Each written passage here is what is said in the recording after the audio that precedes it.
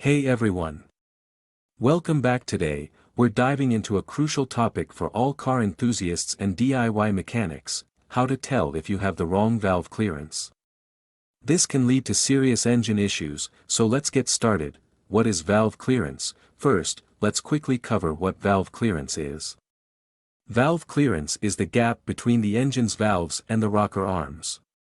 It's essential for proper engine performance. Symptoms of wrong valve clearance. Now, here are some key symptoms to watch out for if you suspect your valve clearance is off. Unusual noises. Listen for ticking or tapping sounds coming from the engine.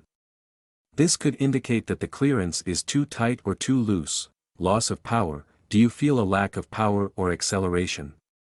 Incorrect valve clearance can affect engine performance and efficiency. Engine misfires or rough idling can be a sign of improper clearance.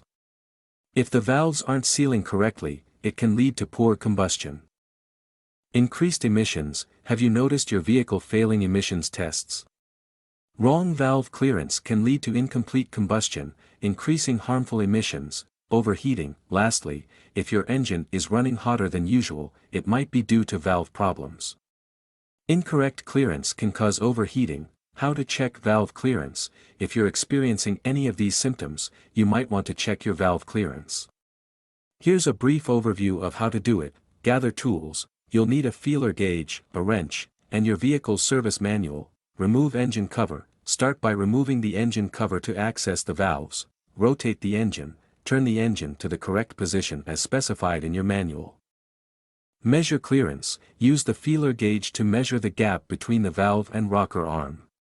Compare it to the specifications in your manual. Adjust if necessary. If the clearance is out of spec, you'll need to adjust it accordingly. Conclusion, and there you have it.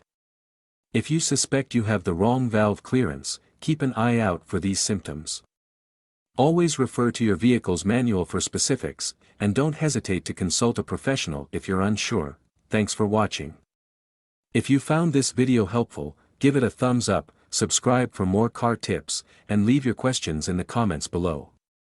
Drive safe, and see you next time.